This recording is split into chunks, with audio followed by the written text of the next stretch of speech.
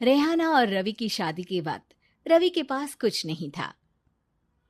रेहाना, तुमने मुझसे शादी करके एहसान किया है। मुझसे ज्यादा तो तुम कमाती हो। अरे तो क्या हुआ, एक दिन आएगा रवि कि तुम खूब पैसा कमाओगे। मुझे तुम पर पूरा विश्वास है। रवि और रेहाना खुद को स्टैंड करने के लिए पूरी मेहनत करते। रेहाना, मैं नौकरी नहीं करना चाहता हूँ। तो कोई बात नहीं, मैं नौकरी करके घर चलाती हूँ, तुम बिजनेस सेट करने की कोशिश करो। एक दिन रेहाना, तुम जानती हो, मैंने जो विज्ञापन बनाने वाली कंपनी खोली थी ना, उसे बड़ी ब्रांड का ऑफर आया है। अब हम लोगों के दिन ब्यारे न्यारे हो गए हैं। मैं जानती थी रवि कि एक दिन तुम सेटल हो जाओगे। रवि का काम अच्छा चल जाता है। एक दिन वो रेहाना से कहता है, रेहाना, अब हम लोगों का बच्चा भी हो गया है। बहुत छोटा है वो। उसका ख्याल कैसे रखेंगे हम? कैसे क्या, मैं गांव से माँ को लेकर आ जाती हूँ। नौकरी से हाफ डे ले लिया करूंगी। अभी तो वो छोटा है, स्कूल जाने तक मैं मैनेज कर लूंगी। देखो रेहाना, मैं अब अच्छा कमा रहा हूँ। तुमको नौकरी करके परेशान होने की कोई जरूरत नहीं है। अरे कैसी बात कर रहे हैं, मैं अपनी लगी लगाई नौकरी कैसे छोड़ दूं? और मैंने तो सुना है हम लोगों को कुछ ही महीनों में सरकारी नौकरी मिल जाएगी। सरकारी नौकरी में कितना कमा लोगी? उतने में तो मैं ड्राइवर रख लूंगा। रेहाना को रवि की बात का थोड़ा बुरा तो लगता है। कम से कम मेरी नौकरी की इतनी बेइज्जती मत करो। भूल गए, इसी नौकरी के बदौलत तुमने अपना बिजनेस खड़ा किया है। अरे वो तो मैं किसी के भरोसे भी कर लेता। देखो, अपने बच्चे को संभालो, घर का काम करो। अब बाहर जाती तुम अच्छी नहीं लगती हो। रेहाना रवि के कहने पर नौकरी तो छोड़ देती है, लेकिन अब बड़े से घर में उसकी कीमत किसी नौकर से कम नहीं होती। एक दिन रवि का दोस्त आता है। भाभी, हम लोग तो आपको तब से जानते हैं जब से आप लोग शादी होकर इस शहर में आए थे। आपकी बदौलत ही सारा बिजनेस खड़ा हुआ है। ये किस्मत तो आप ही की है भाभी। हाँ हाँ भाई, हमारी मेहनत तो कुछ है ही नहीं। अरे होगी, लेकिन भाभी की किस्मत के आगे कुछ नहीं। दोस्त वहां से चला जाता है, लेकिन रवि का गुस्सा सातवें आसमान में होता है। देखा कैसे बोल रहा था? अरे बिल्कुल अच्छा आदमी नहीं है ये। कैसी बात कर रहे हैं आप? प्रशांत भैया तो बहुत अच्छे इंसान है रवि। कैसे उन्होंने हमारे मुश्किल वक्त में हमारा साथ दिया था। अरे था पैसा तो साथ दिया, नहीं तो कौन पूछता है? रवि का व्यवहार पैसा आते ही अलग हो गया।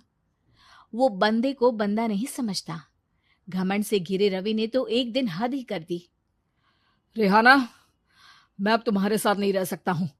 क्या क्या बकवास कर रहे हो रवि? क्या कहना चाहते हो? और क्यों नहीं रह सकते तुम मेरे साथ? देखो, मुझे कोई और पसंद है, और उसने साथ रहने पर बस यही शर्त रखी है कि मुझे तुम्हें तलाक देना होगा। रेहाना, जो कि एक स्वावलंबी महिला थी, उसने बिना देर किए रवि को कह दिया, कोई इश्यू नहीं, मुझे पैकिंग में 4 दिन का वक्त लगेगा, लेकिन तब तक मैं तुम्हारे साथ नहीं रहूंगी। 4 दिन के लिए तुम कहीं और शिफ्ट हो जाओ, मैं घर से निकलूंगी तो बता दूंगी। रवि घर छोड़कर चला जाता है।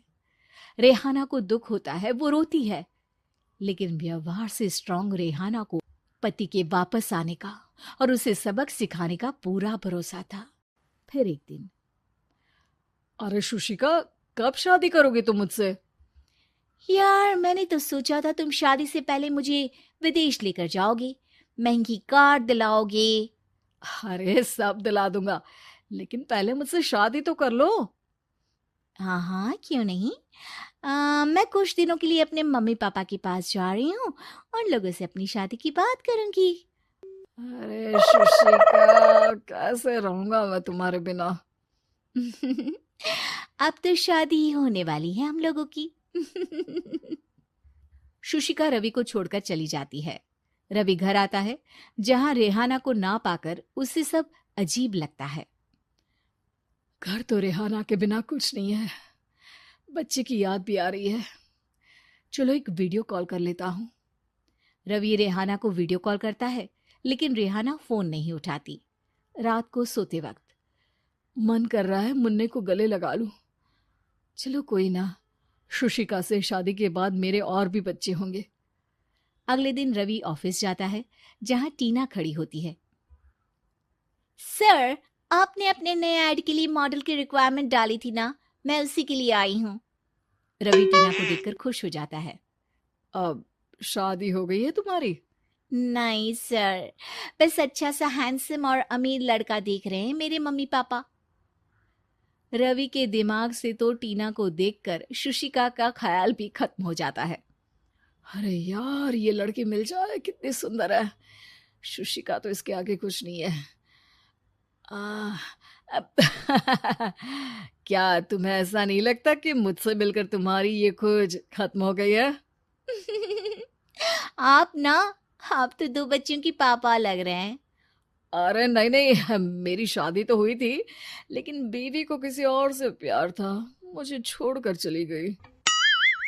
खैर, टीना की दोस्ती रवि से हो जाती है, लेकिन 1 महीने बाद शुशिका रवि के पास वापस आती है। मेरे मम्मी पापा तुमसे मिलना चाहते हैं, लेकिन उन लोगों को ये मत बताना कि तुम पहले से शादीशुदा हो, और हाँ, शादी से पहले अपनी सारी प्रॉपर्टी तुमको मेरे नाम करनी होगी। अरे पागल, अब मैं तुमसे शादी ही नहीं करना चाहता। भला ऐसी लालची औरत से कौन शादी करेगा? तभी वहां टीना आ जाती है। रवि, ये पागल सी औरत कौन है? देखो, तुमने ही कह दिया ना पागल, तो पागल ही है। पता नहीं कौन है, कह रही है शादी कर लो, लेकिन शादी से पहले अपनी सारी प्रॉपर्टी मेरे नाम कर दो। बोल तो सही रही है। वैसे तुम जानती हो, मेरी एक सहेली है, उसके पति ने उसे पैसा आते ही छोड़ दिया, जबकि उसको खड़ा करने वाली ही मेरी सहेली थी। और मुझे भी भरोसा नहीं है। अगर मैं भी तुमसे शादी करूंगी तो तभी जब तुम मेरे नाम अपनी सारी प्रॉपर्टी कर दोगे। अरे हाँ हाँ, क्यों नहीं, बिल्कुल कर दूंगा। रवि और टीना की शादी की तारीख तय हो जाती है। वो अपनी सारी प्रॉपर्टी के कागज लेकर शादी वाली जगह पर पहुंचता है, लेकिन वहां टीना आती नहीं। रवि टीना को मैसेज करता है, कहाँ हो? सॉरी, मैं तुमसे शादी नहीं कर सकती, मुझे तुमसे भी ज्यादा पैसे वाला मिल गया। रवि को गुस्सा आ जाता है। वो गुस्से से सारा डेकोरेशन तोड़ रहा होता है कि वहां रेहाना आ जाती है। सर, क्या हो गया? क्या डेकोरेशन पसंद नहीं आई आपको? तुम यहाँ क्या कर रही हो? मैं यहाँ की डेकोरेटर हूँ। क्या आपको पसंद नहीं आई यहाँ की सजावट? रवि दौड़कर रेहाना के गले लग जाता है। मुझे माफ कर दो रेहाना। रवि रेहाना के गले लग जाता है और रेहाना टीना को थैंक्स का मैसेज करती है।